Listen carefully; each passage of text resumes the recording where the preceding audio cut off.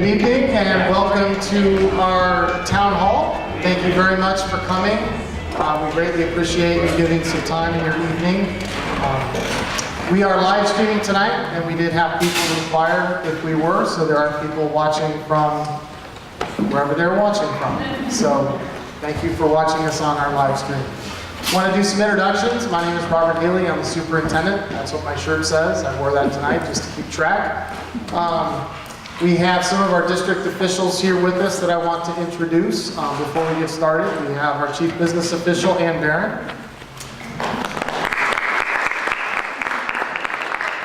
We have our Executive Director of Facilities Operations and Maintenance, Josh Savage. We have our Human Resources Manager, Karen Tedesco. We have our Assistant Superintendent, Dr. Julie Sinyard. We have our Student Services Director, Matt Marshall.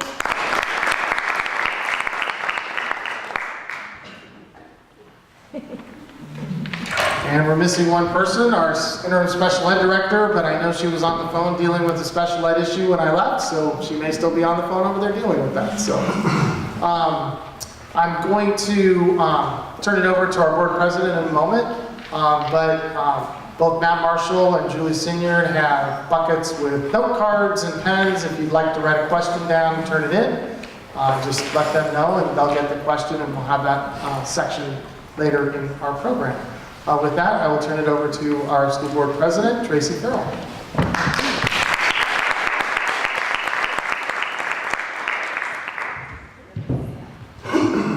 Thank you. Good evening. On behalf of the Cotati-Rohnert Park Unified School District Board of Trustees, I would like to welcome you all tonight.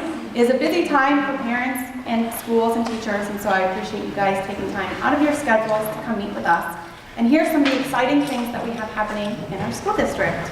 It has been a busy year for everyone in the school district, and we remain committed to bringing new programs, new technology, and improve our facility for students and teachers. Joining us tonight, we have my fellow trustees, Mark Orloff,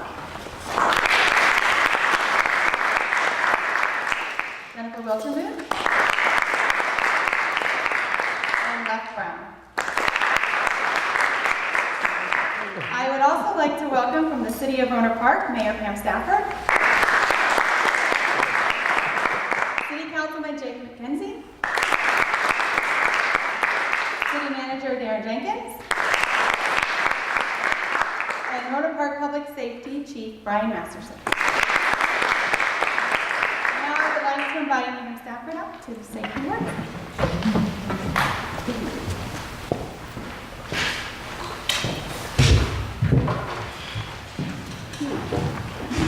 So we're here, I'm here on behalf of the city, along with the people that Tracy just introduced.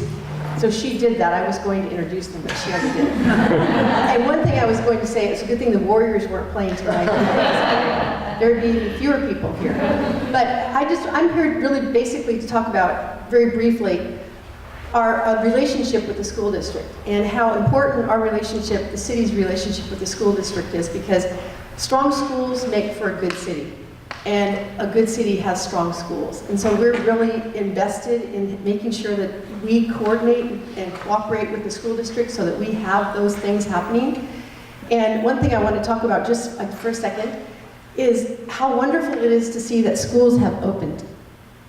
You know, Richard Crane opening University Elementary is thriving. I was over there the other day for one of their open houses, and it was just wonderful to see what is going on over there. And I was also over at Tech Middle School the other day. That used to be Rohnert Park Junior High when my kids went to school there. And it's just really wonderful to see those schools open with kids there, with them learning, with more teachers. Because again, that's really good for our city, it's good for our citizens, it's good for all of us to have good, strong schools. So thank you for letting me be here tonight.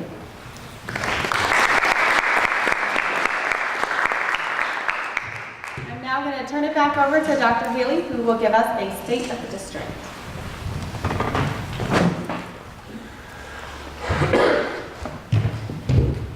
If you listen to Sonoma Media Group, you've probably heard this several times, but we've been pretty consistent with our vision and the issue of our vision students are entitled to a successful education. Our focus is learning, and we are a team. These phrases all date back to the history of our school district. We had a team come together in 2011. There may be some teachers or in the audience tonight that were part of that team. And we actually did a lot of historical research, and we read back on a lot of documents back to the 90s into the 1980s even, and captured phrases that had elements that would stand the test of time. And we think this really does stand the test of time. They've been changed a little bit over the years. It originally said, we work as a team, and that was a subtle change to just be, we are a team. There was a mistake that we made once that said, we work our team. Yes. And really, who that team is changes depending upon, what circumstances we find ourselves in. For instance, looking at the folks we have here from the city of Roanoke Park, we very much consider them part of our team. And you should know that we stay in touch with the city of Cotati and invited some of their people to be here tonight that could not make it. We also include unincorporated parts of Sonoma County as well. So we do deal with other agencies. We consider our teachers part of our team, our administrators part of our team. We consider our parents part of our team. We consider our community members part of our team. Our goals, we've had 2 goals also for the last 7 years because we really tried to create 2 that would also stand the test of time. And really the only reason for us to be here is to improve student achievement. We can always do better for our students. We can always make improvements. We can always look for new and creative ways to teach. We can preserve the things that we're doing well. So looking at student achievement is our reason for being. Secondly, and this will relate in a moment to understanding the history of our school district, we wanted to increase student enrollment. It was literally imperative for our district to survive in 2011. But since that time, it still makes sense because we want every family that has a child in the community that we live in, Cotati or Roanoke Park or Sonoma County, to know that there's a place for them, for their child in our schools. Our goal is to make sure that every school-aged child that lives here goes to school here. There's no reason for them to go anywhere else. A little history, because not everybody knows it, but Cotati Roanoke Park Unified dates back to 1980. This area was originally Cotati Elementary School District, which fed into Petaluma High School District. And the original school, which is now City Hall in Cotati, is where the elementary kids went. And they fed into Petaluma High School and bused or drove down there or got there in some fashion. Eventually, with growth in the area, more schools were built. But it wasn't until 1980 that this area was its own school district, which was really the boundaries of the Cotati Elementary School District and the feeder area for Rancho Cotati High School, which had been built. We had a lot of growth. I'm looking out at some faces that have been in this community for a long time. And if you know the history of Roanoke Park, housing subdivisions were going in section by section. Schools are being built. In any given year, there might be 200 or 300 new students arriving. You do that for a couple of years in a row, and you need to build a new school. The superintendent that was here from 1983 to 1987, a gentleman named Dr. Mike McLaughlin, I've happened to have known for a long, long time. I didn't know when he was here as superintendent. I would have been a little younger, but he was here when the need for Gold Ridge came up, and he went to the city manager and said, we need a new school. And the city manager said, where? He said, well, I think somewhere in the G section, and the next thing you know, they were building a school. In the 1990s, the housing subdivisions slowed down, and something unique happened here, whereas we might see this incline in enrollment and then sort of a flattening off. Unfortunately, the opposite happened. We had this enrollment, incline that was taking place, and all of a sudden in the year 2000 it changed, and the next year we lost like a couple hundred students, and then the year after, a couple hundred students. So now the reverse is true. Growth is great. You're getting new students, and you're getting new ideas and new funding, and you're building things, and then all of a sudden the opposite happens. The district made some tough choices. We had to close some schools. We had to cut some programs. For quite some time, we've called it the era of cutting and closing. Not in disparaging terms, but really like we don't want to replicate some of the things that happened. We really want to focus on doing something different.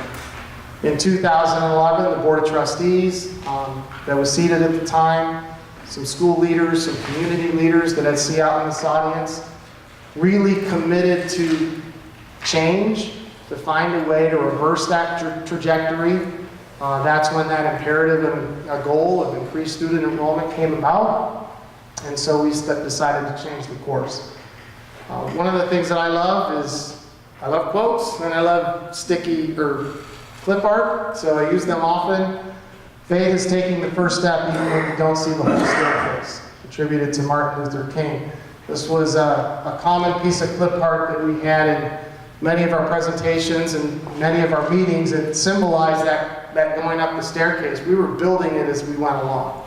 We were making changes beginning in 2011, not necessarily knowing the ending point. So what did we do? Well, we did a lot. I'm not going to read this entire list, but we found a way to reduce class sizes.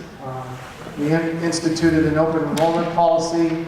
We reconfigured some schools, added a K-8 school. Somewhere on here is a big one. We added a year-round program, which was something that we didn't have and neighboring school districts did have. One of the ways that we found out about that is we did meetings like this, and we had focus groups, and we brought people in to talk and hear what they had to say. And they're laughing because Elizabeth Kaufman did arrive. Whatever the special ed emergency was is over. She met with a lot of different groups. I met with a lot of different groups. Well, our current board president, Tracy Farrell, was in one of those groups. And she said, I'd really like a year-round program. That's what I think the school district needs. That's what I'd like for my children. So we said, okay, we'll do a year-round program. And now she's board president. Probably one of the most important things on here was the parcel tax election that we did in June of 2012. In reflecting back now, 7 years, I don't know that we would have survived without that. And by survived, I mean in the spring of 2011, this school district was on the verge of being taken over by the state of California. There was a board meeting in this facility. Representatives from the Fiscal Crisis Management Assistance team were here looking at a district that they thought could run out of cash at some point. Also looking out here, I see Susan Adams, who was a part of that parcel tax campaign. Sitting next to her, Barbara McKenzie. I do attribute it to her because we did a town hall in this room and we were talking about facilities and a bond, and she said, well, bond, you need to do a parcel tax. I'm like, yeah, you're probably right. So that changed our thinking. Jennifer Wiltermuth, who was a community member at that time, was also instrumental in that and co-chaired that campaign, and we passed that parcel tax. And really that's what allowed us to hire more teachers, reduce our class sizes more, bring in some programs, reopen our libraries, bring in computer labs, and do those things that you have to have in a school. That's what kids need, and we needed to bring it in. So those were some of the big ones. In terms of our goals, we have lots of other data points that we could share. But in 2016, we had 5,821 students. And that's an approximate amount. Every month at our school board meeting, we give the board a report. In any given day, you would be surprised how many students move in and how many students move out, or we find out that the student name that we've had is no longer here. So there's quite a bit of transiency and quite a bit of change. So you do the best we can to figure out what our enrollment is every day. Most of our funding comes from our average daily attendance. So that's another data point that we look at. And that's how many students attended in any given day. As parents, you should know that if your kid's not at school, even if it's excused, we don't get funded for that student by the state. So this year, 5,851. Not a lot of growth, but some stability. As I said, during that era of cutting and closing, we were losing 200 to 300 students a year. In 2013, we reversed that trend. We stopped losing students and started gaining some students. And since that time, we've been stable. We'd like to see more growth.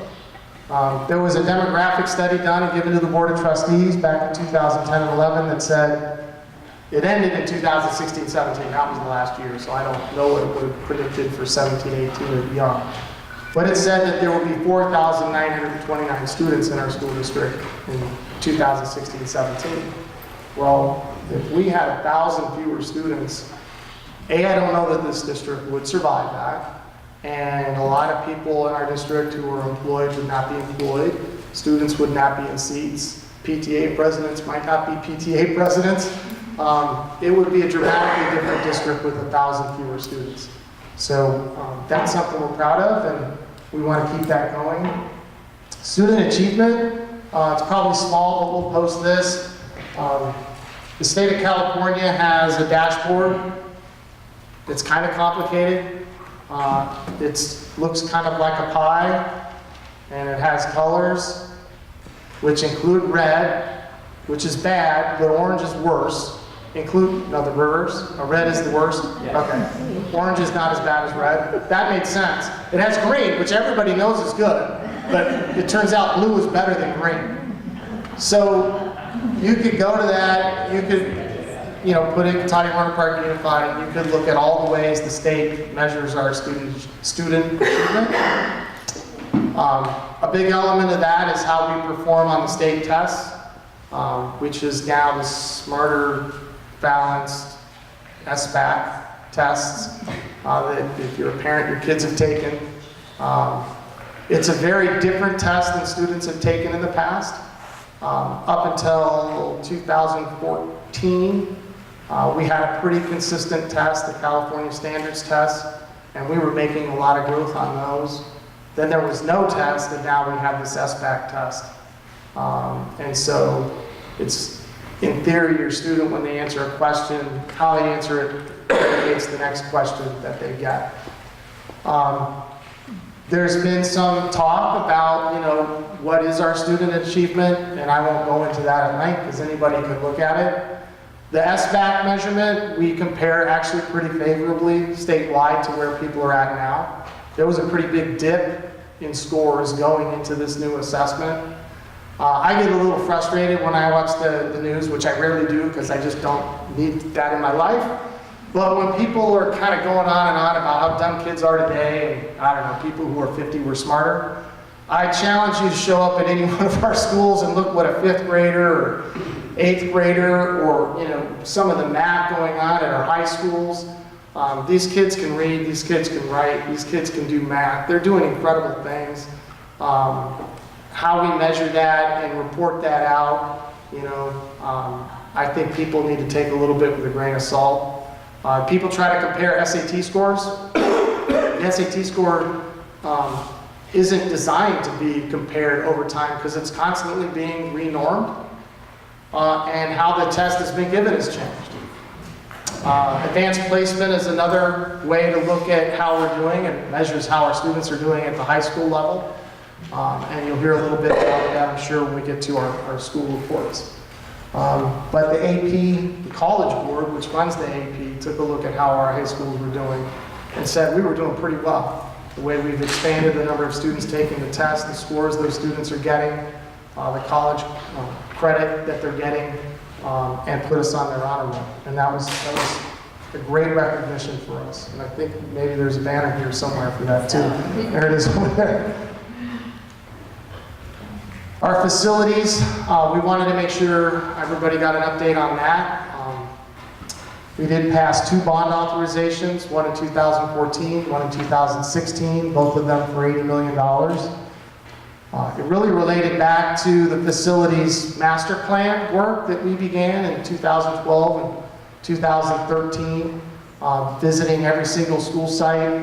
We had an architect working with us At the time, Elizabeth Kaufman, who was in charge of educational services, was also instrumental because we wanted to make sure that the lens was always what would be best for teaching, not what would necessarily look the best or be some great architectural design, but what would be best for teaching in classrooms.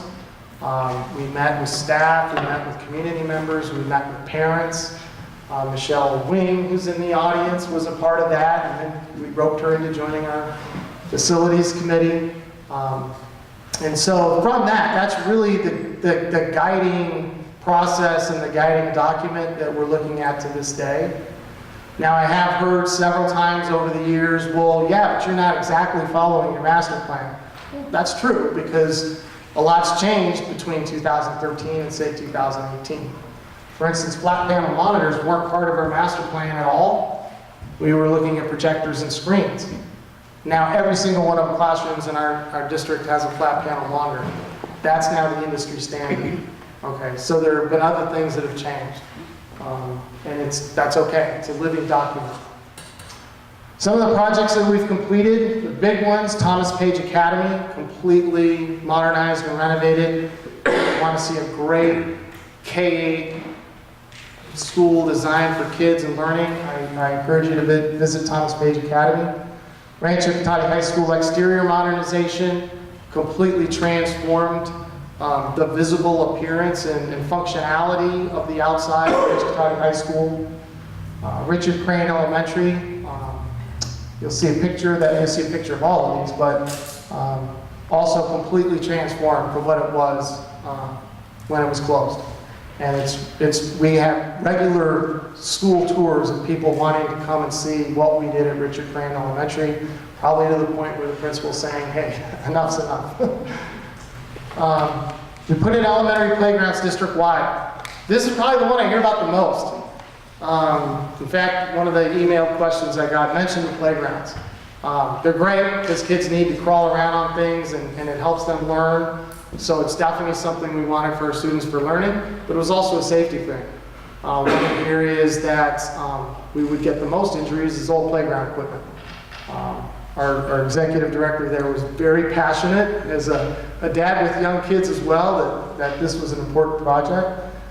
Technology Middle School, Lawrence Jones Middle School, we have done the exterior modernizations here. You can walk around here, I think it looks incredible. You can visit Tech Middle. And just a lot of major maintenance district-wide, new roofs, new gutters, things that needed to be done. That's, of course, ongoing. Projects we have underway, if you've driven down Snyder Lane, you've seen this growing building in the back of the parking lot at Rancho Cotati High School. That is the Theater, Academic, and Gymnasium building, shortened to be the TAG building. That's what we are referring to.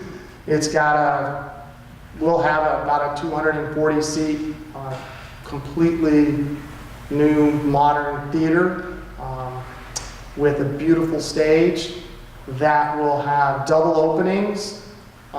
So on the other side of it, there will be a 3 full-size basketball court gym. So with that door open on the stage, you could present to 4,000 people going this way, or 240 people going that way, and the 2 rooms will be completely acoustically separated if that door is closed. You could be doing a poetry reading on one side and a championship volleyball game on the other side. That's a big building.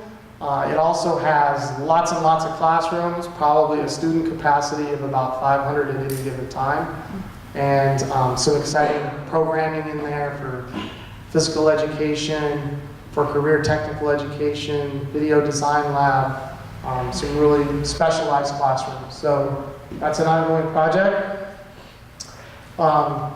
Evergreen Elementary, we're going to be doing some major work there over the next 6-7 months.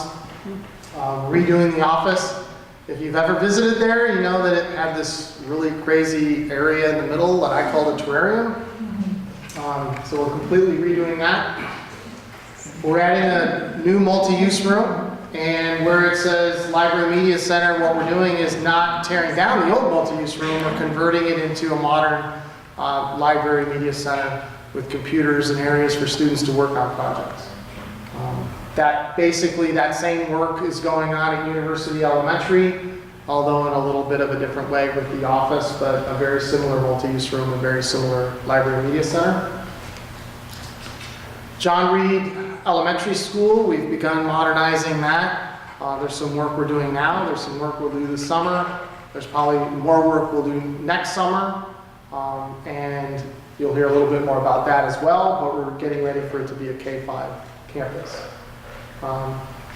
Not New Technology High School, because New Tech High is in Napa, but there will be a New Technology High School campus that we are starting this summer on the Walden-Rohnert site, and we're very excited about that. You may have heard we were able to negotiate a very mutual beneficial agreement with Sonoma State University to move Tech High, and that would be the source of funding for a lot of that project. We're completely redoing the fields and landscaping at Technology Middle School.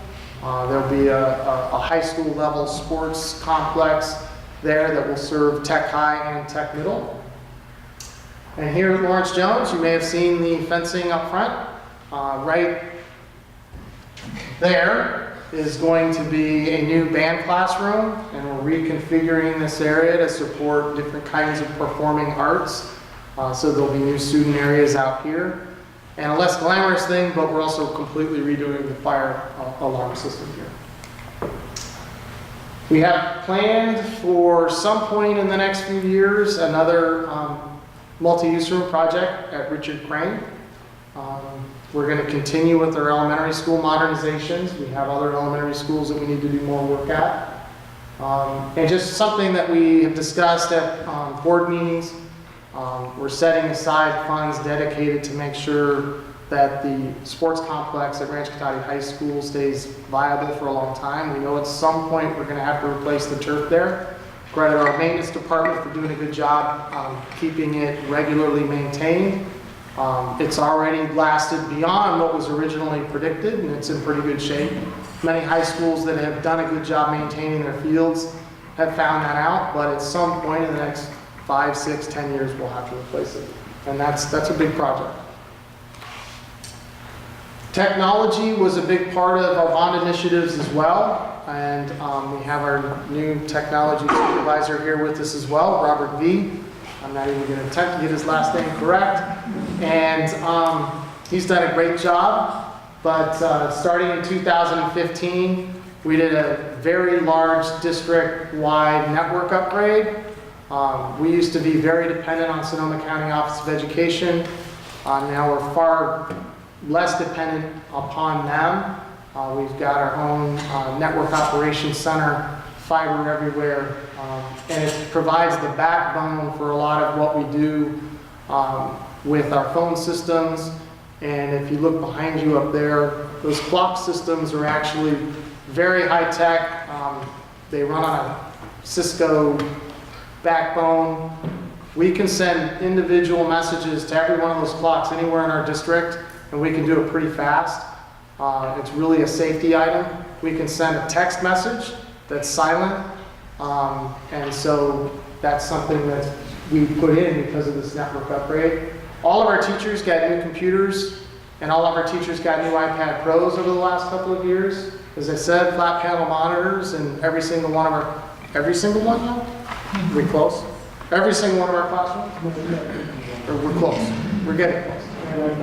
99.9. Student computers. We have Chromebooks all over the place, Chromebook carts, we've got Mac labs, we've got PC labs. We're a very mixed environment. We have iPads. At different spots in our district, we're implementing one-to-one technology with students to see how we can replicate that at other places. I joke about Tech High, it's probably like 1 to 3. Most kids have a laptop, maybe a Mac and a PC, maybe a Chromebook, they have a smartphone, something else, an iPad, so it's pretty robust over there. Student climate is something that we're, very focused on, and really it also relates to safety. How our students feel when they're at school impacts how they learn. when they're at school. We've done a lot of work with restorative resources and implemented restorative practices. That's a presentation in and of itself. I won't go into it too far, but it's a big change in how we work with our students and how we discipline our students and how we try to repair things and make things better moving forward. Students who misbehave still have consequences, but it's really what comes after that. And some of the restorative practices that we implement try to head that off beforehand.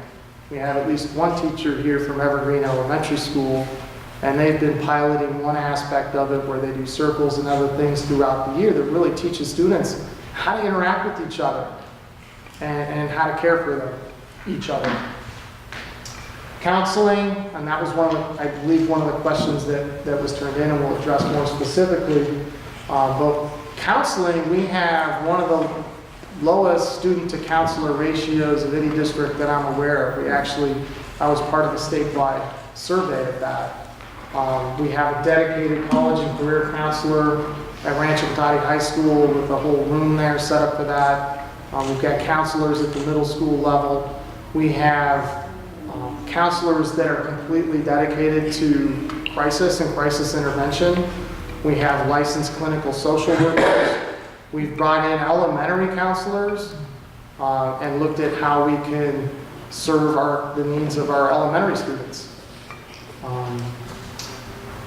Positive behavioral interventions and support is a program we're looking at implementing. It was presented to our teachers this year. And really, again, it's how do you set up the school culture so students want to be there and want to get along and be focused and ready to learn. Safety, big topic this year.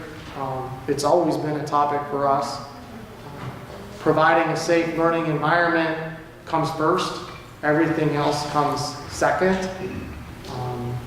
We view safety through different lenses: mental, emotional, digital, and of course physical safety. Down at the bottom you'll see the Association of California School Administrators Fatal School Incident Task Force. The word fatal is a scary one. And when we talk about these kinds of things, yeah, sometimes they are scary. And we realize that, and we have to be cautious about how we approach it and with what kind of audience we have. But there are things that can happen in a school that are not good. They're bad.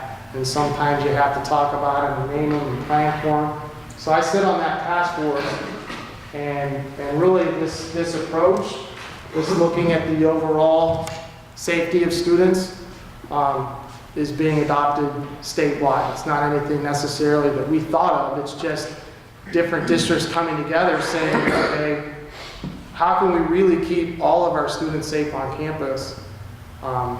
We don't want to contemplate a shooter coming on campus, but it does happen. But there are a lot of other things that happen on a daily basis that make our students less safe. You know, I've said in different groups, we have students that I find out they don't have anywhere to live. They got kicked out of their home. They're trying to find a couch on any given week where they can sleep. We have students with mental health problems, depression, students who are medicated. And so really we need to look at all of the risks and all of the threats that our students face and work on all of them. And that's why we've really committed to the counseling. In terms of school safety planning, the people who are involved, of course we have people at the district level involved. We have with us tonight all of our school principals or someone representing them, because we have a couple that couldn't be here. And they regularly plan at the site level as well and work with all of their teachers and all of their support staff. Agencies, want to really give a shout out to Chief Masterson and his commanders and his sergeants and their commitment to working with us. We've worked extensively with Aaron Johnson and Troy Moore and Mike Bates, and they come on our campuses, they meet with our principals. Aaron Johnson is on the police side, Mike Bates is on the fire side. Sergeant Moore specifically is tasked with these types of incidents that could happen at a school. And he shares that expertise all over the state, not just with us. And they come in, they'll observe our drills, they'll talk to our staff. They've met with just about every single principal and school staff this year. We rely on them as our lead agency, but we also coordinate with Sonoma State University, which has its own police department. We can all coordinate with the Sheriff's Department, and we coordinate with the City of Cotati Police Department. Over the last 7 years, at least 2 to 3 times, we've had those agencies come and present at group meetings with our teachers. Thomas Page Academy, the police chief there, regularly visits. School safety plans. We have school safety plans. They're posted on our website. There's a state template. We follow the state template. I know this is an area that people have weighed in on recently in different places. Tonight, I asked all the principals, or some that saw the email, to bring with them their safety plans, so you could show them your safety plans. The parts of the safety plans that are public, the parts of the safety plans that are public are all posted on our website at this address. Everything that we have about safety in our school district, I'm going to show you in a second, is posted there with lots of information. What's not posted there is a lot of the contents of those plans. If you read the education code section regarding school safety plans, it very clearly says that we do not share our tactical responses. And there's a reason for that. Just like the police department doesn't share its tactical responses. There was a time when we did. We'd put it up on the wall. Hey, if this happens, we're going to do this. Well, that made kids less safe. Much less safe. There are students who have been killed because perpetrators used school plans against them. Well, I'm not going to do that. There's no way I would do that. Every single one of our principals has run through multiple scenarios with their staff. What would we do if there was a shooter? What would we do if there was a bomb threat? How do we respond? First of all, it starts with judgment. We observe, we think, we act.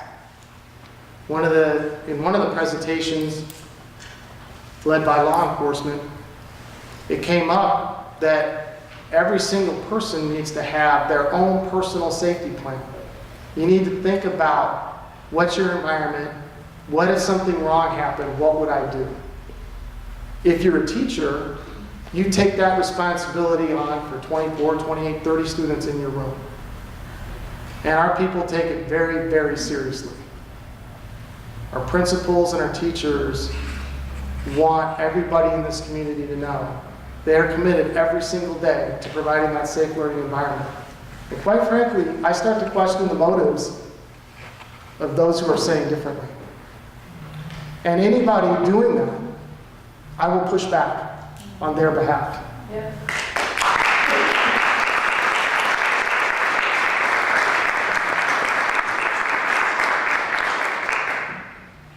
Emergency communication is critical. We are going to get better.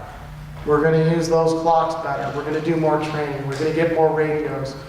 The parents in the room are going to involve you more. Some of you have been participating in drills where we wanted your student to get a hold of you.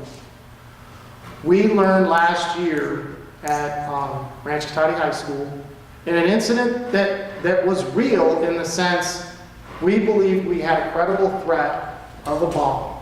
There was a series of communications that took place over several days with lots of specificity. It eventually involved the FBI. The FBI is still investigating.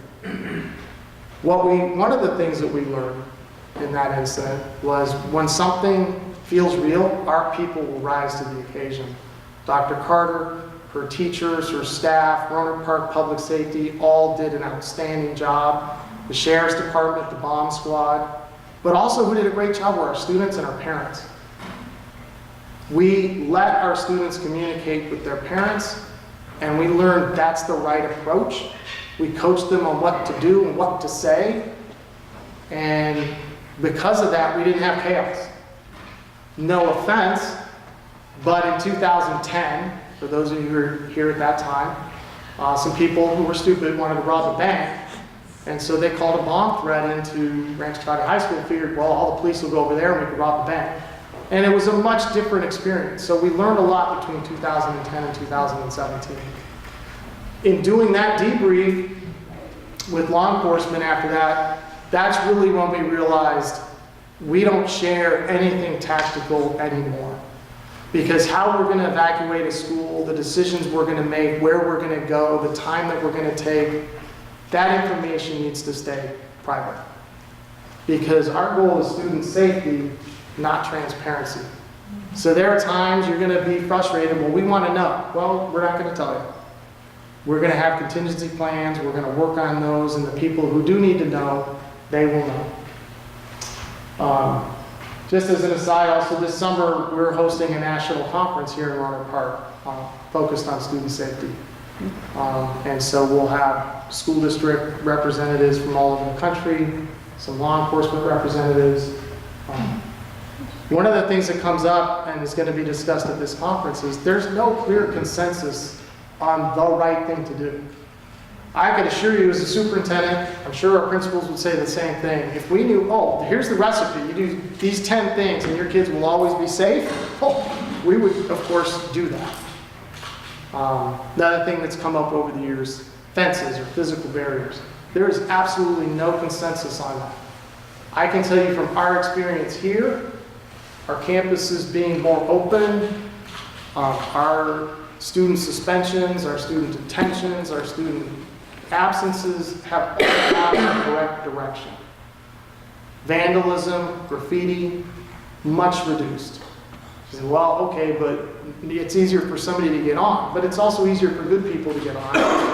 It's better for good people to get off. I won't go into length on physical barriers, but think about an airport, right? Safest place you could be waiting for your Southwest flight. Well, what if you're outside metal detectors? So now shootings that have taken place in the airport, they just have taken place outside of that safety perimeter. So I'm not sure, my own opinion is that physical barriers are the way to go. You'd have to get to, Pelican Bay prison level. But you still have what's going on outside of that. They want to touch on our budget? So, better topic. Sorry, I'll get out of my passionate mode, although I'm passionate about this as well. I've had the pleasure to work with Ann Barron for the last 7 years. She's been in this district since 2006, 7. She is retiring this year, but she's done a great job shepherding this district through some pretty troubling financial times. Those years where we were losing 200 and 300 students were tough. And then we have a state recession, housing prices collapse, and we've recovered. Our budget has grown. We have had multiple years of positive budget certifications from Sonoma County Office of Education, completely explaining the role an individual district plays in a county office. I won't get into that, but one of the roles that a county office has is they have to look at our budget and say, hey, it makes sense or it doesn't make sense. And if it doesn't make sense, then we have to change it. So they have an oversight there. Our reserves have been growing. We want a healthy amount of reserves. That allows us to weather the storm and make sure that we don't have to cut things that shouldn't be cut. We're funding a post-employment benefits trust. That's a big deal. I know cities face a tremendous amount about that. Well, so do school districts. So not just our reserves, but really looking to the future to preserve the benefits that we're saying our employees will have after they retire. And then back to that local parcel tax money. Critical still to our budget. We have it through 2025. We get about $1.2 million per year. We have a committee that has oversight for that, as well as a bond oversight committee. We've been pretty consistent in how we spent those dollars. Most of it still goes to reduce class sizes and support smaller class sizes at the elementary level. Our libraries, our computer centers, those are probably the biggest dollars, some technology. Okay, we're gonna shift here for a second. I'm gonna call up each of our principals and they're gonna give us an introduction and a brief update on their own school site. And getting to go first is University Elementary, Charlotte Straub, and while she's coming up, I'm gonna first thing.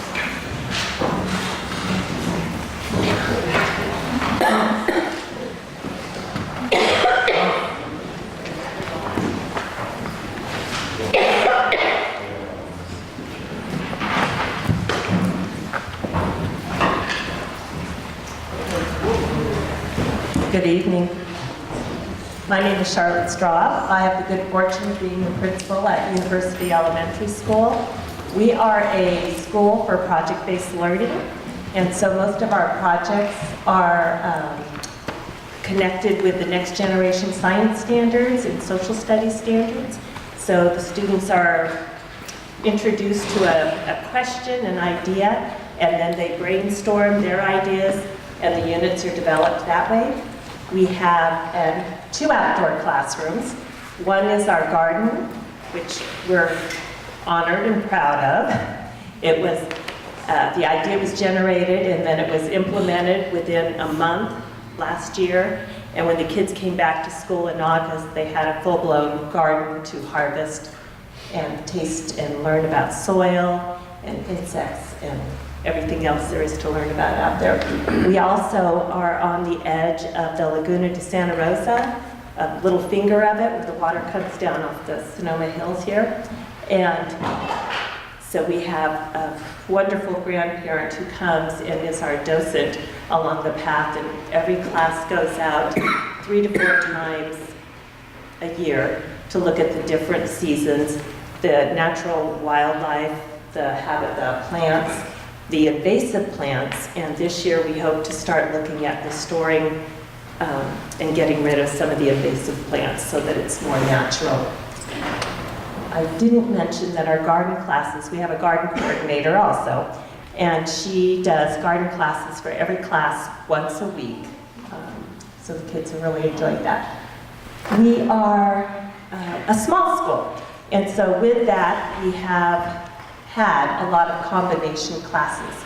So this coming school year, we are going to become a multi-age school. So I'm real excited about that because that will allow our kids to ensure that they get all the science standards throughout their time here at our school and all of the social studies standards. Let's see, we've already kind of talked about the social emotional curriculum, the computer labs and all that good stuff. So I just want to say we do have an art program, Meet the Masters, and we also have a music appreciation program where the students listen to music daily, looking for a different focus, and lots of after-school activities. I think that's about it. We have a great PTA also. I see my PTA president up there.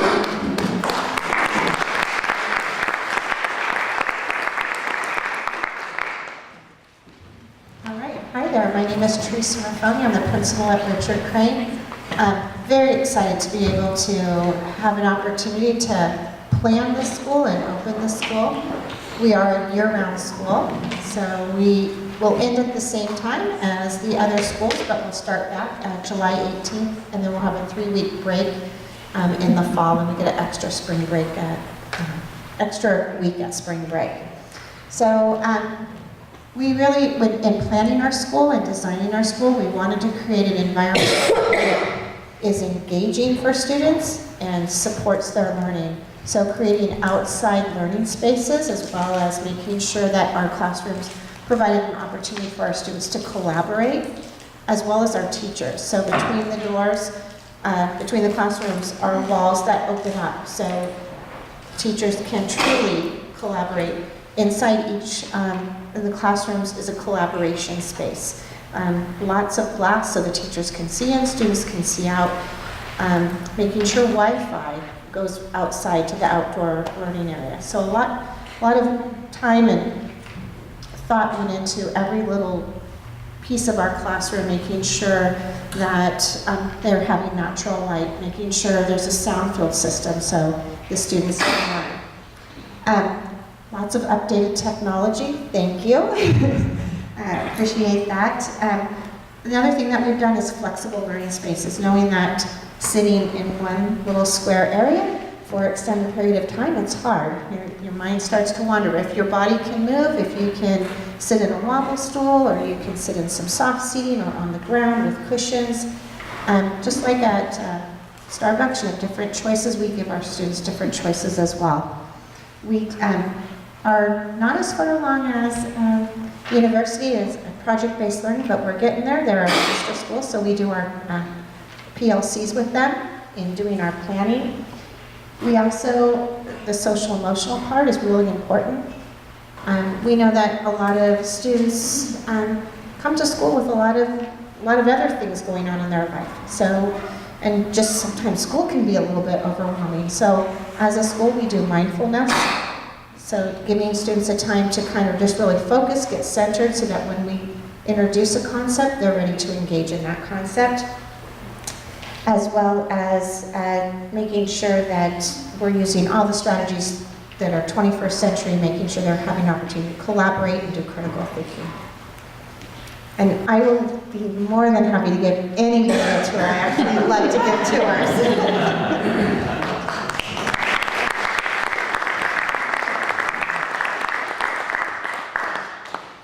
Hi, I'm Rachel Gritch. I'm the principal at Pond Elementary School. It's our beautiful garden, our cute kids. And not a Photoshop rainbow either. It's not a Photoshop rainbow. We have a great staff at Pond, which I think my colleagues would challenge me to say that they do as well. But really, everybody at my staff is really excited and dedicated to the kids. They're excited to be there every day. Our focus is learning. That's really our focus. I have a huge sign in my office that says, our focus is learning. You walk in and you'll see it. So to emphasize that, we've worked a lot in our PLCs, grade level teams, to problem solve different learning issues that come up within the grade, and then even at the grader staff, to figure out how we can support our kids through some of those things. SBAC motivation. My teachers get discouraged when they see the SBAC scores, because they're like, our kids know some of this stuff. Like, I don't know what's going on. And the things that they were telling me that they've heard as kids just don't care, or, you know, they get frustrated, so they give up. So we brainstormed as a staff, how can we get them to care? How can we get them to persevere through some of these things? So my staff came up with this school-wide motivation thing for kids to do. Our K through second graders decorated the sidewalks and made posters saying, good job, keep it up.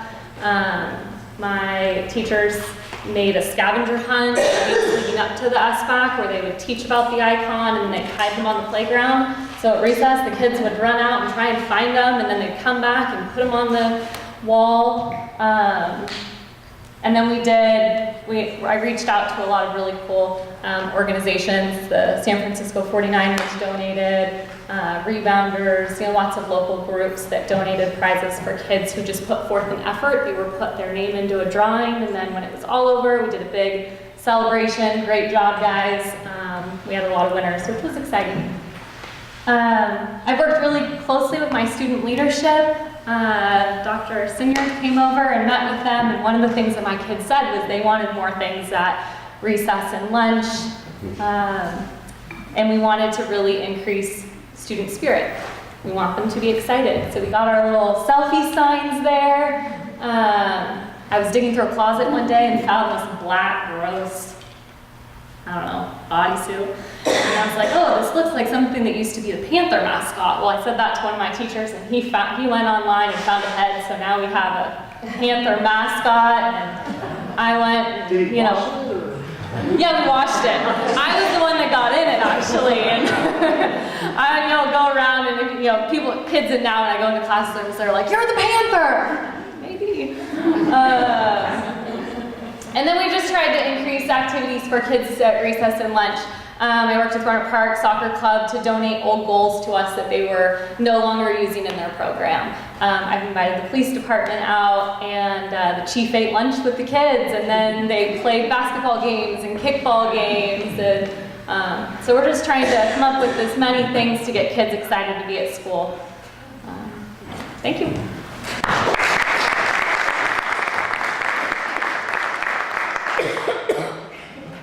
Hello, my name is Jen Hansen, and I'm the principal at Evergreen. It's my second year. I'm super happy to be in this district. I love my school, I love my staff, I love my kids. It's just a great place to be.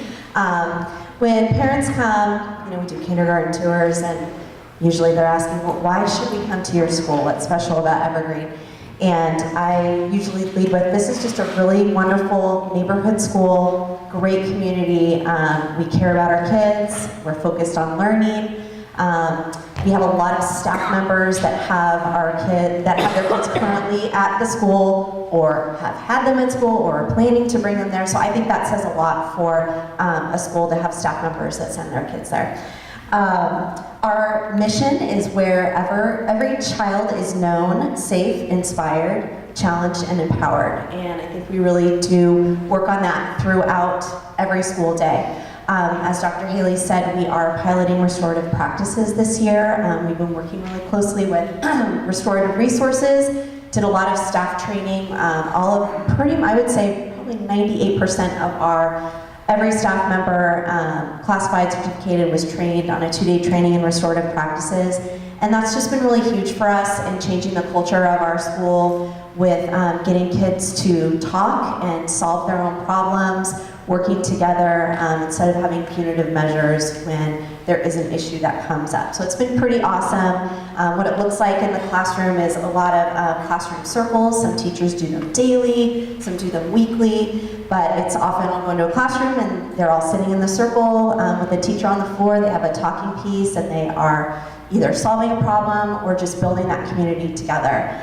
It also is really great when there is an issue that arises, because kids are so used to doing it that they come into my office, we sit down, and we can pretty much solve a problem, well, not every time, but fairly quickly. And it's awesome to see the kids. I'll even see them out sitting in a circle together, and I can tell that they're working something out, and that's the goal, that they don't need adults to do it, that they can handle it on their own. Our 3 Evergreen expectations are repeated every day in our morning announcements. They are make good decisions, show respect, and solve problems. And that's Evergreen. It's a great place to be.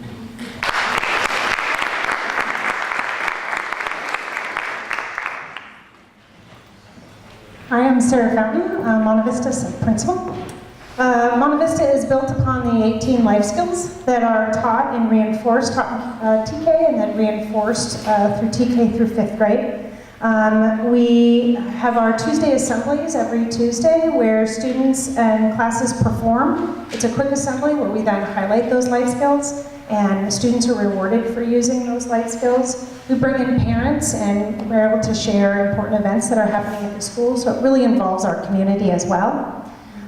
We have a team of teachers, 1 teacher from every grade level and myself, that are working in a DataWise that's focused on solution-based to increase student achievement. So teachers come with me to our county office, and we're working on looking at student data and important things to increase our student achievement.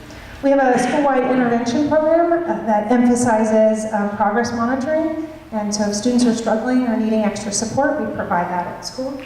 And we have a myriad of after-school programs to opportunities such as coding. We have after-school band, and then we have an active PTA as well that brings in a lot of our school improvement and school activities that go on during after-school events. We just had our annual spring fling, where every classroom does a dance that's been going on for 27 years. And so it's a really important part of our school culture as well.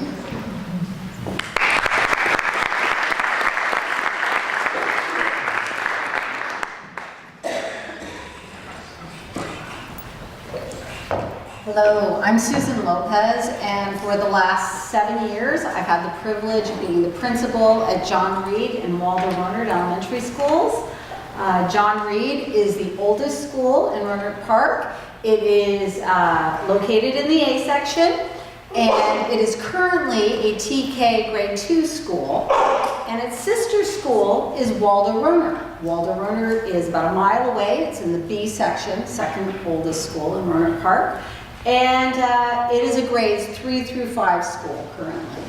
and these schools have acted as sister schools. We share families, and this coming school year, the schools will re-merge onto the John Reed campus, and Technology High School will be moved onto the Walter Rohnert campus. Some of the special things that we have at John Reed and Waldo are, really we have coding, which starts in TK and goes till 5th grade. And this is done in classrooms. They have lots of computer support. It's almost one-to-one for the classrooms that are currently piloting the program. Next year it will be one-to-one for almost, I think, the whole school. The students learn to code at very young ages, and then it builds upon itself as they get older, and so it becomes a part of the curriculum that's integrated into other subject areas. So it's a really powerful tool, and we feel very fortunate to be able to offer this to our students and our families. We are small schools, and we're neighborhood schools. Most of the children walk to and from school, and I think that our families enjoy that. We have a strong neighborhood feel. As well, we have a very strong academic focus. Let's see, there are extracurricular activities. We have Ballet Folklorico. We have Girl Scouts and academic enrichment after school. And I think that everybody does appreciate and enjoy the small neighborhood feel of the school. So it has been a privilege to be principal there for the last 7 years. This is my final year serving those two schools. And beginning in the fall, Dr. Monica Fong, please stand up, who has worked as the assistant principal there, is going to...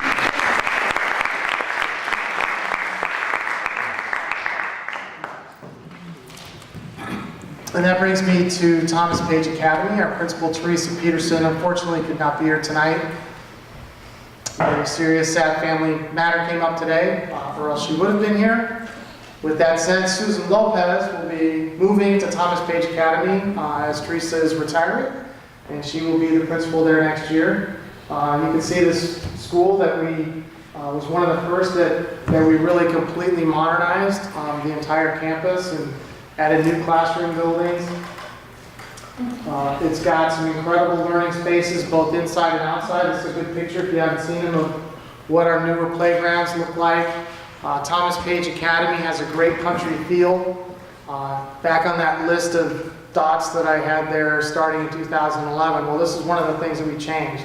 People ask, why didn't you offer a kindergarten through 8th grade program like other districts in Sonoma County? So we said, yeah, we can do that. And we chose Thomas Page for it. Great staff, and they're also very committed to outdoor education and project-based learning as well. With that,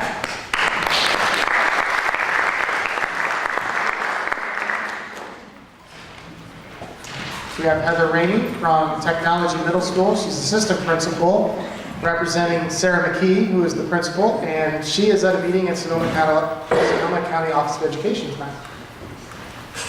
Thank you. I'm Heather Rainey, assistant principal at Technology Middle School. Technology Middle School is a 21st century learning school. We are a smaller school. We are very student-centered, very child-centered. We have an amazing team, and we really focus on making sure that we meet individual student needs, both social, emotional, and academic. We are also a project-based learning school. We have a state-of-the-art design lab where there are individual workstations for students to work cooperatively with state-of-the-art technology. We also have 3D printers, which are really cool. We are going to be bringing Code to the Future to Technology Middle School next year. We'll be launching, we're really excited about that. It's going to be an integrated computer science program. We will also be able to have an elective as well. So we're looking forward to bringing that on board. We are doing positive behavior intervention and supports beginning this year, and we've had great success with it. Our motto is be safe, be respectful, and be responsible. And that is what we all call our Tiger Pride. We have one-to-one iPads. We launched that this year in the 6th grade, so that will continue on to the 7th grade. So all of our 6th and 7th graders next year will have iPads, and then that will go into the 8th grade as well. In addition to iPads, we have Mac Labs. which our students use heavily. Our sports and athletic program is really growing. We're really proud of it. We were The all caps. yes, the all caps. Undefeated this year with our 7th grade boys basketball team. Also undefeated for our wrestling team. And our 8th grade boys and girls were first place overall in track and field. And that's thanks to our amazing coaching staff and incredible athletes. And I think that's it. Thank you.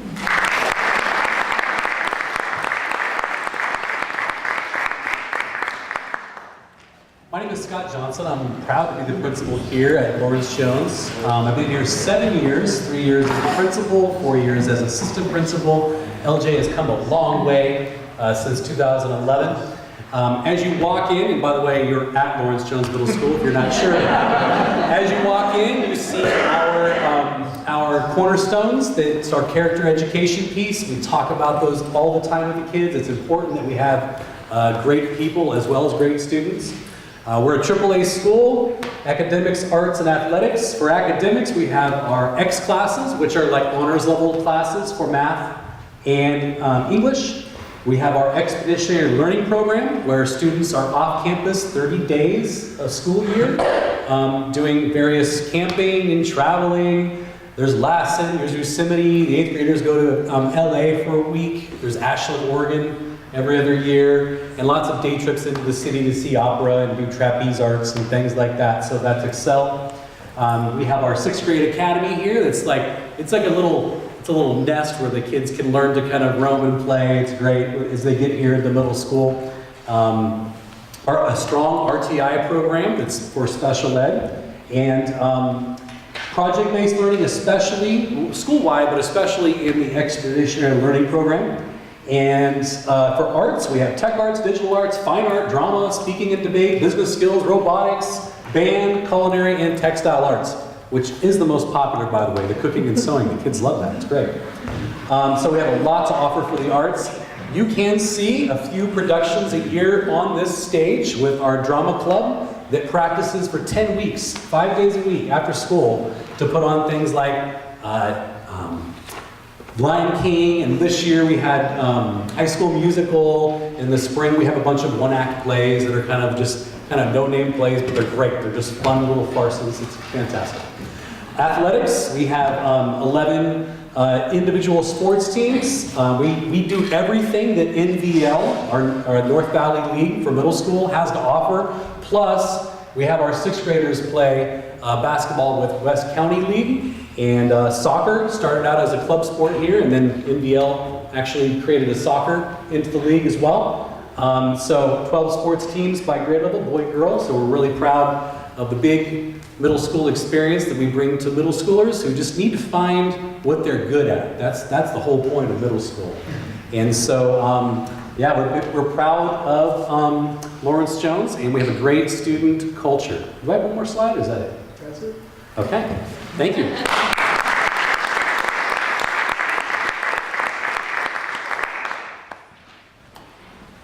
Hi, I'm Dawn Whitney. I'm the principal of Technology High School, and I just want it to be known they all gave way more than they were supposed to. See the overachievers that I am competing with and the other of my colleagues here? No, I'm the principal. I've been there for 2 years now. Technology High School is currently on Sonoma State's university's campus. We are also a project-based learning school that does a lot of cross-curricular units with all of the different teachers. We really focus on being a team, not only with the students, but also with the teachers. We have a vision that every decision we make on the campus comes back to this vision. If it doesn't fit this vision, then we have to rethink why we're making a decision.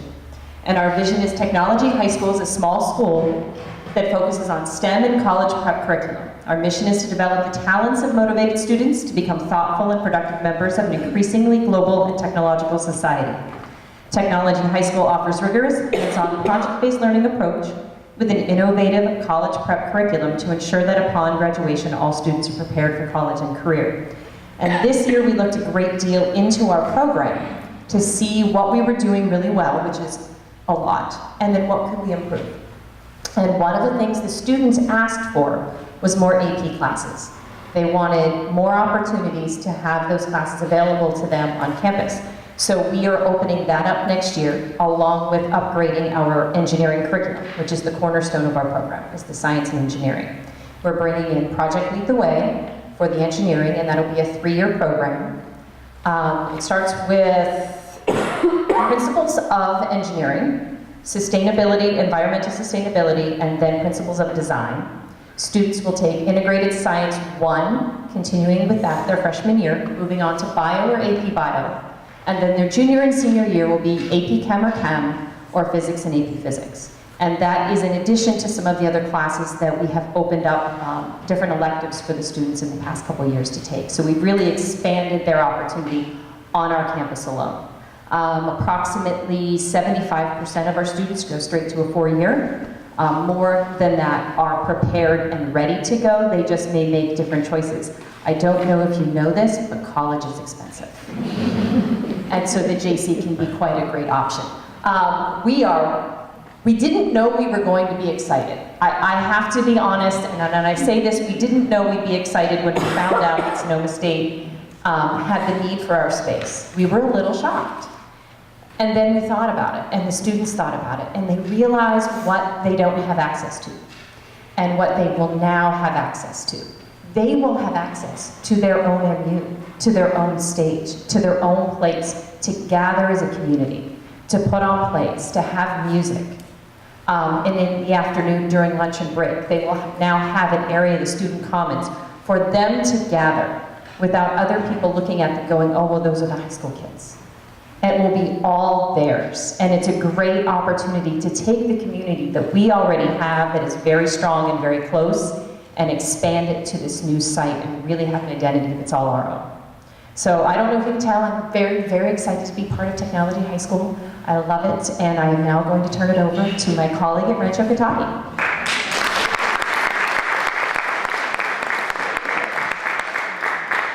If anyone has dinner reservations, you should probably just cancel them now, because I'm about to talk about my favorite subject. I have been an administrator since 2006. And one of the most really wounding moments of my career was in 2008 when I accompanied my superintendent to Pink Slip Educators. And that was economic crisis time. The district I was serving suffered some of the hardships that happened to this district here. And in 2011, when I was relocated to Sonoma, I did a little research on this district and saw that this was a district that had kept their libraries open.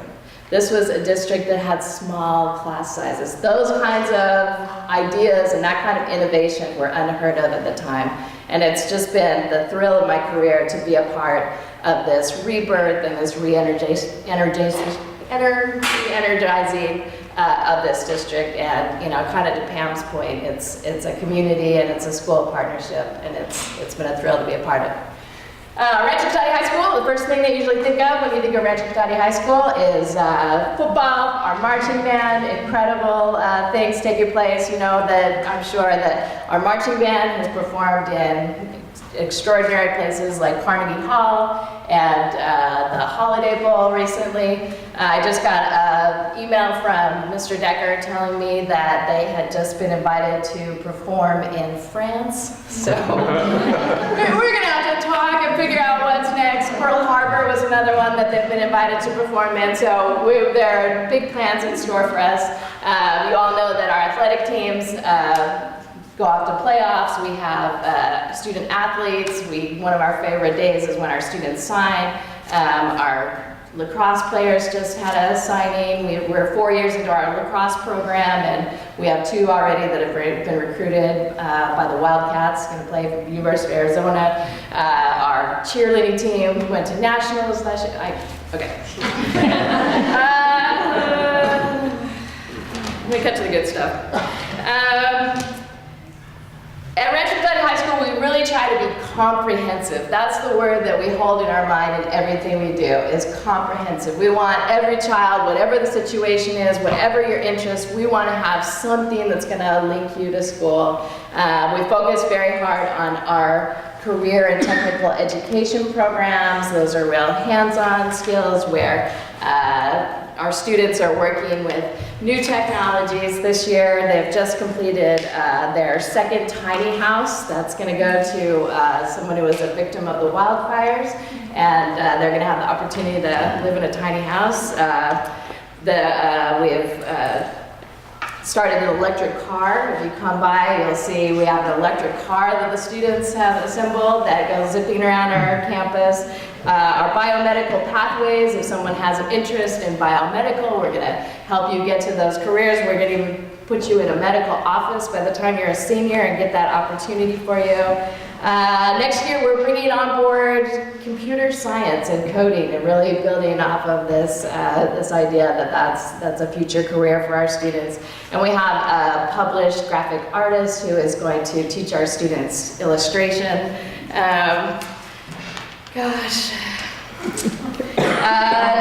We do have an alternative education program on our school site. We do find that there are some times where kids get to that junior, senior year and figure out, oh, that diploma thing, that's something I need. Ms. Gardina takes a great lead for our students there. This year, actually next week, we have many of our board members coming to that graduation. We have 45 kids who really came from behind. We really try to help them change the flywheel and change the narrative of their life story. And we have 45 students that are graduating from that really small, intimate program. We have a program called the Phoenix Program. That's for students who struggle maybe socially or emotionally or need a small campus on the comprehensive campus. This is great because they see 3 teachers every day and it becomes a very intimate, kind, welcoming family. But they walk out of there and they're part of the Rancho kids. They're at the high school games. They're very much a part of our culture. Special education is something that we're very proud of. We work very hard to make sure that our special education students are included in all of our courses. We follow a model called the push-in model, and that enables students, no matter what their challenge, to be sitting right next to their able peers, and they are not singled out. They perform well. That's what research shows us, is keeping them with their peers is how to really inspire and grow a child.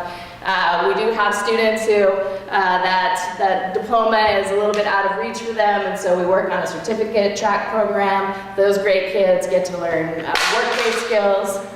We do have a special day class for students that struggle with severe disabilities.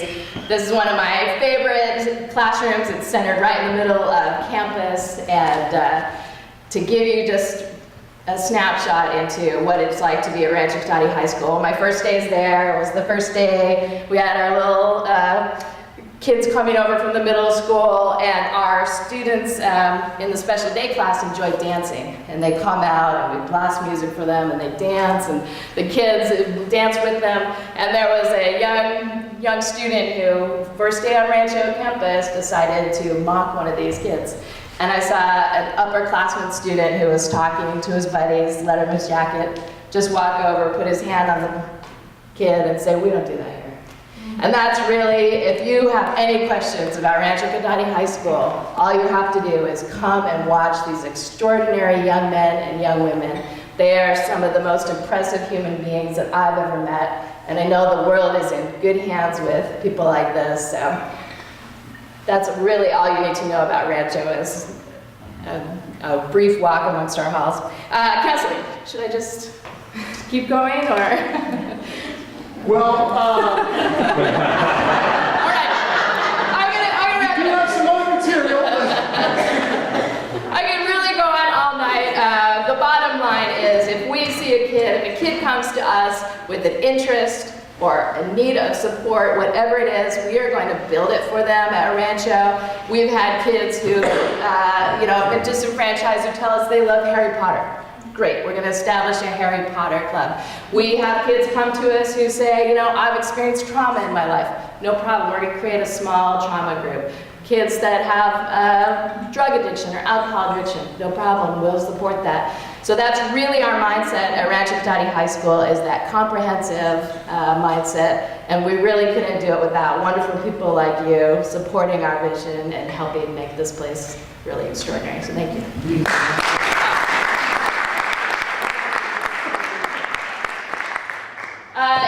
the TAG building. My students are so excited about the TAG building. Do drive by that if you have the opportunity. There is a video flyby online at YouTube. It'll take your breath away. The kids are so excited.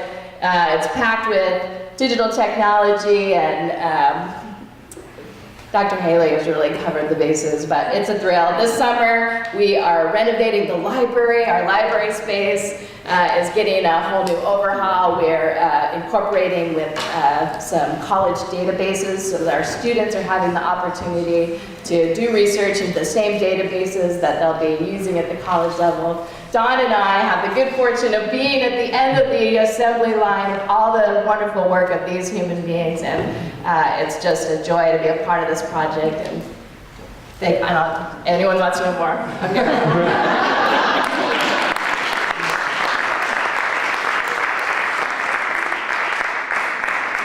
A few more things. We love the passion. Thank you to all of our schools and our principals.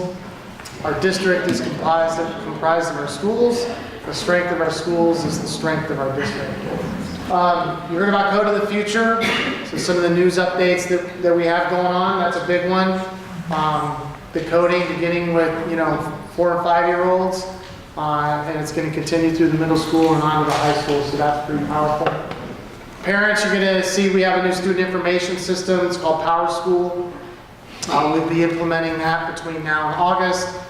It has a very easy user interface for parents to see how their kids are doing in school, grades, attendance, behavior, those sorts of things. Want to acknowledge the Federated Indians of Great Rancheria. Question I get all the time, what about the casino?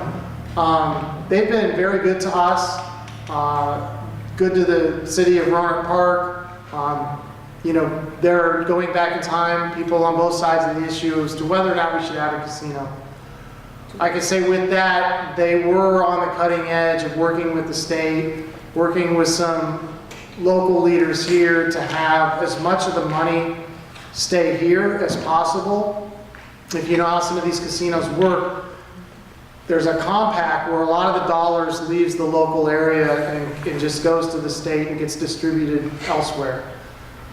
They had the foresight to keep the dollars here. So we benefit through that agreement with the city of Roanoke Park. So again, about $1.1 million per year now that started last year and will continue. There's a small committee that needs to decide how those funds are spent. And really the focus is again on something value added and enriching for our students. Over the course of the past year, it supported a lot of our efforts to expand counseling, for instance. It was clearly recognized that in this day and age, we need to keep close tabs on the mental health, emotional health of our students. So that was a big part of it, and we'd like to see that continue. Technology High School, you've heard snippets, it is moving, and as you've heard, we're pretty excited about that. We see this as a great opportunity. That'll take a lot of work. The combining of John Reed and Waldo Roner will take a lot of work. One thing that we do have here, if you drive around, we have the Jake McKenzie Memorial Housing Developments taking place. Kidding aside, he has been an instrumental local leader saying, look, we've got to have housing.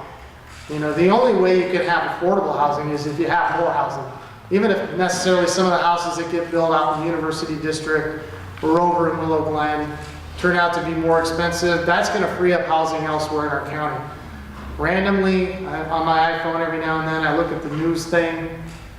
There was an article today in, I believe, the Business Insider magazine, ranking the most expensive places to live in America. To have the top 10 and the bottom 10.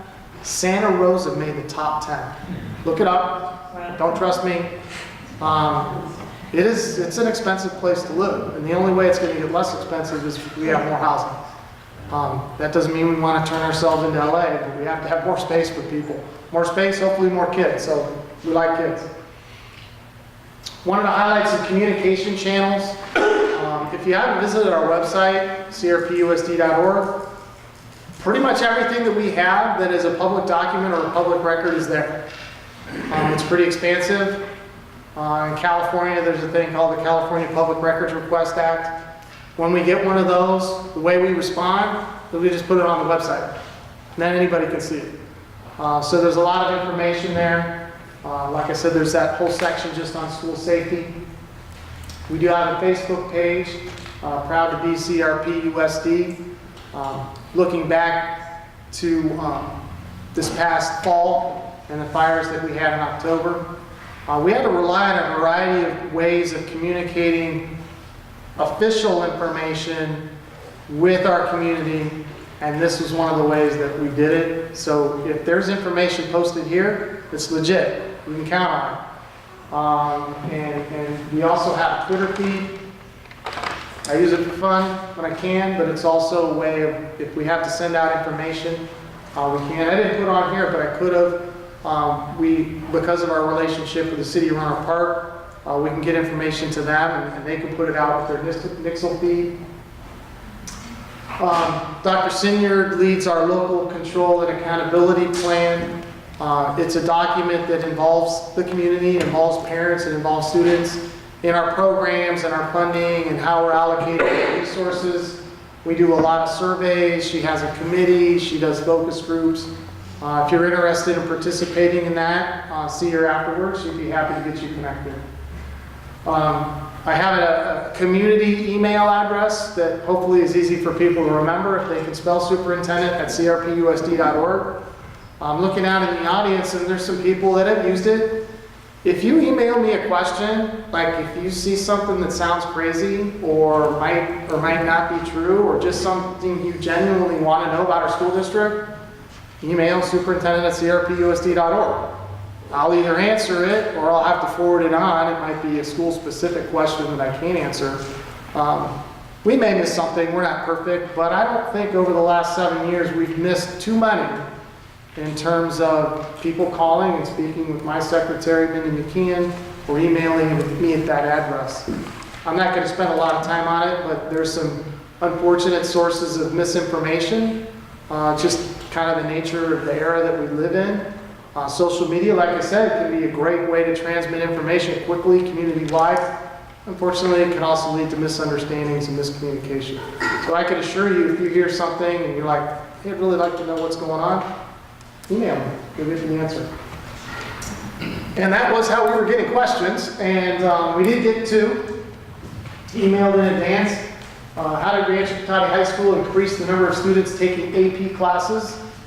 That'd be one where if I got that, I wouldn't necessarily be able to answer it.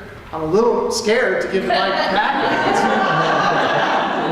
Dr. Carter, but if she could briefly answer that, that would be awesome. While she's doing that, I'll get whatever ones we had from tonight. I can't believe you gave back the mic. Tomorrow night, by the way, we have our scholarship night, and I'm just sitting there realizing it's worth mentioning that our graduates are receiving over $500,000 in scholarship funds tomorrow night, so we're very excited to celebrate that. AP, advanced placement. So in 2011, we took a look at our AP data. We felt like it was something that we could really do better on. We had a task force of teachers, counselors, administrators, and we talked about ways that we could go about this. One of the first things that we did was there is a test called the PSAT. It's the practice SAT. 9th and 10th graders can take this test and kind of get an index of how they're doing for that college acceptance test. But we found out that not a lot of our kids were doing that. So we started recruiting them to take it, explain the benefits of it, and offering to pay for it. Oh, yes. And by doing that, we were able to get an index that indicated high potential AP students. So through this simple test, they were kind of flagging themselves. So we tracked them down, we found these students, and it was so many fun conversations. We'd tell them, hey, we just got your PSAT score. Did you know that you could be in AP Calculus? Did you know that you could be in AP History? And suddenly we started to get this momentum. The other thing we did is we wanted to eliminate obstacles for students taking AP courses. A lot of times we were finding that sometimes those summer assignments or asking kids to have a certain grade on the course before were really gatekeeping measures. So we abandoned those and we basically said, look, if you're a Rancho kid that wants to take a college level course, we've got an opportunity for you. Because of that, we have seen the number of students taking AP examinations double. And we have also seen the number of students passing and leaving our campus with AP college credit double. So it's been a fun initiative. We're really honored. I know Dawn shares this honor with me as well, that the College Board identified us as one of those high-performing schools that is finding opportunities to recruit these students for advanced placement. And what was the other one? Is that it? Should I stay up here?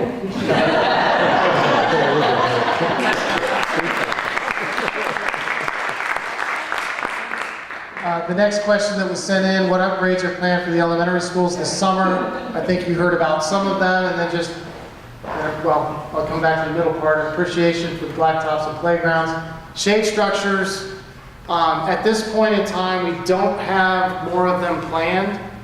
We did put some in at Thomas Page, we put some in at Richard Crane, I think we put some in at Evergreen. Fortunately or unfortunately, depends on how you look at it, we did a presentation not too long ago specifically about the technology high school move. We have to answer to the state of California, to the Division of State Architect, anytime we're doing school construction projects. The requirements for a school site are very, very rigorous. Often we hear, hey, I could put an addition on my house for not that much money. How come it costs you so much and takes so long? Well, school buildings in California are just about the safest place you could possibly be in an emergency. And so, on the one hand, it makes it rigorous, or it makes it kind of onerous on us, and it takes longer, and we have to spend more money. On the other hand, well, our students are in very, very safe buildings. So the requirements for shade structures just make it enormously expensive. So at this point in time, we don't have plans to bring in a lot more shade structures, but we do have plans to get more benches and tables with shade umbrellas that don't have the same kinds of requirements and still provide a lot of shade. Shade is important. We want our kids outside, but we don't want them getting blasted by the sun. So those are the questions we had sent in. Some of the ones we got tonight. Can you explain the recent award received by Rancho County High School? I think Dr. Carter touched on those. You can see those banners. I know that's kind of been bandied about. We really expanded educational equity in our school district, and I think that's what we're being recognized for. You know, there are certain school districts in the state of California, or certain schools where you literally have to try to stop the kids from learning and stop them from scoring very high on tests. But, you know, that's not every district, and that's not our school district. We have a wide variety of students that come to school every day, and we meet them where they're at and take them even higher. And that's what we're being recognized for. Great question here. How much is the retiree medical liability? No, I'm not going to do it. And all right. I don't wear glasses. How much is the retiree medical liability? How much is in the trust fund? In any given year, the retiree medical, $1 million, $1.5 million? No, it's come down. Come down? Because some of our retirees are no longer eligible. It's about $900,000 a year. About $900,000 a year. We have other post-employment benefits that we have to account for as well.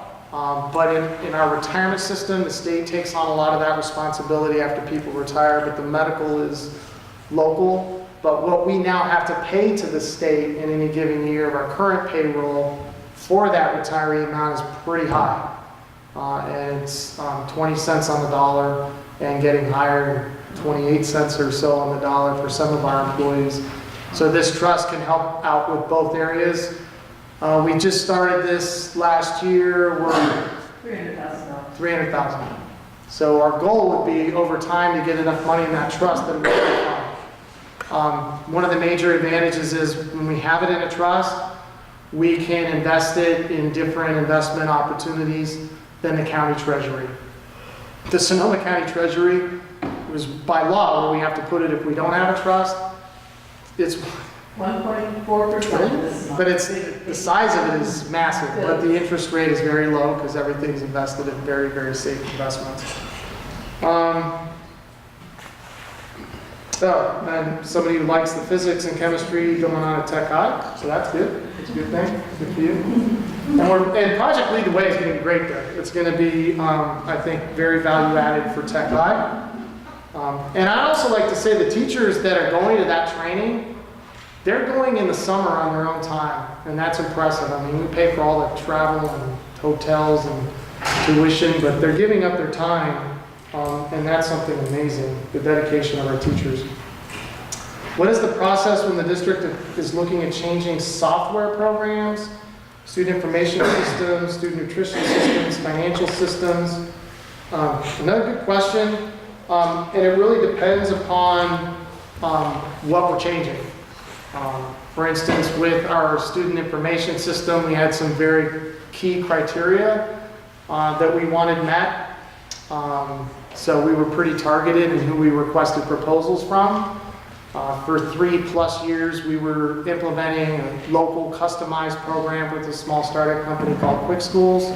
We learned a lot. I've said in other presentations, I don't regret doing it because we learned quite a bit about our own student information system, what it can do, what it should do, how it reports information to the state.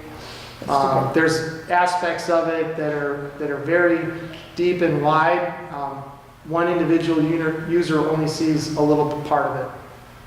So we only approached the 4 largest student information system providers in the state of California because we just didn't want to go with a small startup again. And we looked at the success they had in other parts of the state. And the clear leader was Power Schools, which is the great job both nationally and in the state of California. We used to work with Aries, which is Eagle Software. I know this is a question that has come up in other venues and other formats, and unfortunately I think some misinformation was put out about that. We did request multiple times, and the gentleman sitting here who did it, Robert V., tried to get them to cooperate with us and give us a proposal. They simply didn't. And that was our experience back when we had them before. They were just completely uncooperative. They kind of have this notion that we like our product. If you want it, buy it. If you don't want it, don't buy it. That was our experience up and through 2014-15 and why we were reluctant to go back to them. We did get a proposal from Illuminate Education. We used a part of Illuminate in the past, but we felt that their student information system didn't provide as much as Power Schools did, would require us to spend more money on other third-party vendors, and it was also more expensive. So that's why we decided to go with Power Schools. The other company that we looked at, Infinite Campus, I don't think we ever got a proposal from them, and it's a smaller segment in the market. And once you get below that, you're talking about 1 or 2% market share, and we just didn't want to go that route. School nutrition systems, that's governed by the state of California. We don't get to do that on our own. We have to follow the process exactly as they outline it, and we have to do it every few years. There's probably not a day that goes by that the food services division from the state doesn't send me an email. And I'm thinking, can they really think that superintendents are like doing this?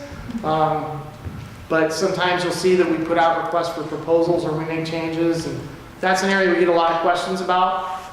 We have very little local control whatsoever over our food service program. Our director here, Susie King, she has to make sure we comply with federal law, state law, and it's pretty onerous. And as I said, when we put out a request for proposals, we have to follow the exact state of California guidelines. We don't really have any local control in that regard. Financial systems, this is an area again where we don't have local control. We have to do whatever the Sonoma County Office of Education tells us we have to do. That's about it. We have no local control on that at all. RFPs, testing, approvals. Again, it really depends on what we're looking at. As you've heard tonight, we pilot all kinds of things when we can. Some things you just can't pilot. If the county tells us to implement a new Financial software program, well, we just have to implement it. Student information system, you can't have two at a time. It just doesn't work. You can't pilot one. It has to house all of the district data district-wide. What kind of training will all, capitalized and underscored twice, staff receive on Power Schools? Is it a requirement for all staff to use it? There will be lots of training. It will be starting this summer. And is it a requirement for all staff to use? Yes. It depends on what part of it, because again, a student information system does lots of things district-wide. A lot of the data, or almost all of the data that we report to the state goes through our student information system.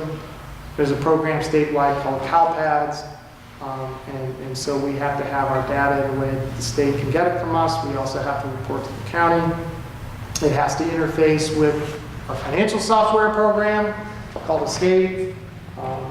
So the training will look different depending upon who the user is. What a secretary will be trained on will be different than a counselor and different than a teacher. But there will be lots of training, it will be ongoing, and all staff will have to use it.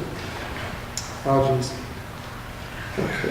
What specifically does the district plan to do in order to increase transparency between district, personnel, parents, and community members in regards to major decisions? I'm not sure. I'm open to any suggestions. Like I said, if you look at our website, everything we do is there. We post announcements on our Facebook page, through other channels.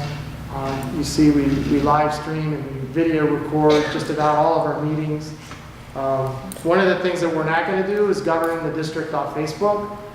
And I know that can be frustrating for people, but we simply can't keep up with the amount of things that are getting posted on social media. And I wouldn't try, because if we hit like 60% of them, then people would say, well, why didn't you answer the other 40%?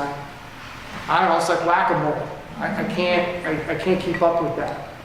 For instance, I'll use an example. For 7 years, I've heard this crazy social media rumor about soundproofing my office. I know where it started. I know who started that rumor.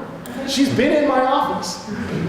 You can come visit me. My door is open all the time. Just email superintendent@crpusd.org, make an appointment and come visit me and see the lack of soundproofing in my office.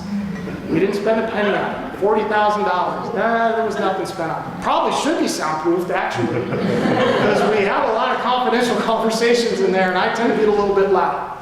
But, you know, that's the kind of crazy stuff. I'm not even going to attempt to keep up with it, guys. So if transparency means keeping up with every community rumor, I'm sorry, just not going to do it. We invite you to come to district, you know, we have LCAP meetings, we have facilities bond meetings, we have our parcel tax meetings, we have our school board meetings. But I'd say the most important thing you do, you know, connect with your child's teacher. Connect with your child's principal. They should really be your most important source of information. If they need to refer you on to the district level, great. But don't go to social media, because that's not where you're going to get accurate information. What will the district do? I could just win. What will the district do to ensure parent community members are involved in future major decisions, such as the many school and classroom moves? One specifically regarding special education. Yeah, that's a challenge. We do try to involve parents as much as we can, or community members. For instance, we meet very regularly with the city of Roanoke Park. Their decisions often overlap on us, and our decisions often overlap on them. We're making decisions on a daily basis based upon the best information that we have.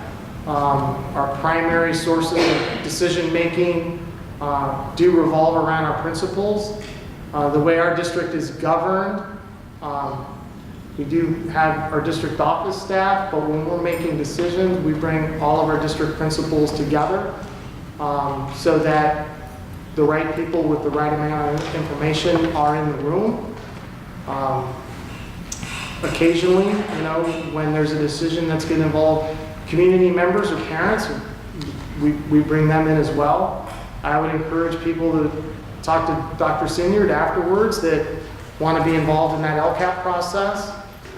That's a way for one to help make decisions for our school district in our community.